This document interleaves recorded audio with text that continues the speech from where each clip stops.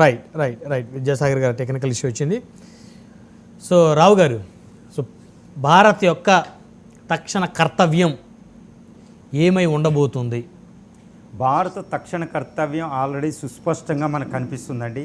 ఒకటి, పాకిస్తాన్ నుంచి డిఫెండ్ చేసుకోవడం, పాకిస్తాన్ ఏం వేసిన వాటిని కోల్చడం, పాకిస్తాన్ అటాక్, వైమానిక దళం, నౌకాదళం, పాకిస్తాన్ ఆర్మీ నుంచి ఏ విధంగా వాళ్ళ త్రివిధ దళాల నుంచి ఏం చేసినా మనం తట్టుకోవడం ఒకటైతే, రెండు అటాకింగ్ మోడ్.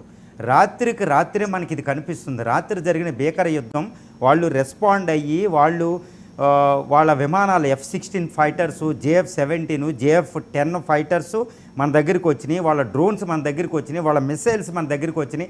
సుమారు అబ్దాలి, నాసరాన్ని మిసైల్స్ మన దగ్గరికి వచ్చి అప్పుడు కామికోజీ అనే వాళ్ళు అధునాతన డ్రోన్లు వాళ్ళు ఉపయోగించిన తర్వాత వాళ్ళని కూల్చడం జరిగింది. S-400 సిస్టమ్, ఆకాశ్ సిస్టమ్, ఇలాంటి మన ఎయిర్ డిఫెన్స్ సిస్టమ్ను ఉపయోగించి రఫేల్ సిస్టమ్, తర్వాత ఈ ఫైటర్స్ను కూడా వాటిని అడ్డుకుంటాయి. వీటినటి నుంచి అడ్డుకొని మన ప్రజల్ని వీలైనంత వరకు రక్షించారు. కొంత even Jammu airport, Srinagar airport, Bikaner airport, Jaisalmer ఎయిర్పోర్టుని రక్షించాం. ఈవెన్ ముంబై దాకా వాళ్ళు ట్రై చేశారు, అవ్వలేదు. ఢిల్లీని అలర్ట్ చేసి ఏ విధమైన ఎటువంటి ఈవెన్చువాలిటీకైనా మనం రక్షించుకున్నాం. అది మనకు భవిష్యత్తులో కూడా అవసరం ఎటువంటి వచ్చినా. రెండోది, ఇప్పుడు ఏం చేయాలంటే అఫెన్సివ్ మోడ్.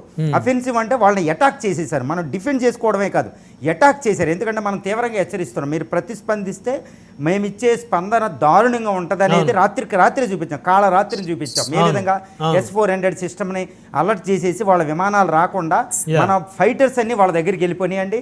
మన విక్రాంత్ వెళ్ళి కరాచీని భస్మీ బట్టలు చేయడం జరిగింది. వాళ్ళ నావికాదళం కేంద్ర నాడీ వ్యవస్థను కొట్టాం. వాళ్ళ నావికాదళం ఇప్పుడు మన మీదకి రాలేదు. వాళ్ళ వైమానిక దళం ఇప్పుడు లాహోర్ దగ్గర ఉన్న HQ-9 అనే ఒక రక్షణ వ్యవస్థను తెచ్చుకున్నారు, వాయు రక్షణ వ్యవస్థ చైనా నుంచి. దాన్ని సర్వనాశనం చేసాం. ఇప్పుడు లాహోర్ దగ్గరికి మనం ఏ యుద్ధ విమానాల్లో వాళ్ళ రాడార్ వ్యవస్థ పసిగట్టేలా లేదు. వాళ్ళు రాత్రికి రాత్రి ఎంత ఉందంటే వాళ్ళ రాజధానిని కొట్టాం, వాళ్ళ ప్రధానమంత్రి ఇంటి ముందు కూడా చేసాం, ఇస్లామాబాద్కు వచ్చాం, సైనిక కేంద్రం రావిల్పిండిని కొట్టాం. రెండో విషయం ఏంటంటే వాళ్ళ ఆర్థిక రాజధాని కరాచీని నాశనం చేశాం. నావికాదళ కేంద్రం కరాచీ, తర్వాత వాళ్ళ ఆర్మీ కేంద్రం రావిల్పిండి అయింది.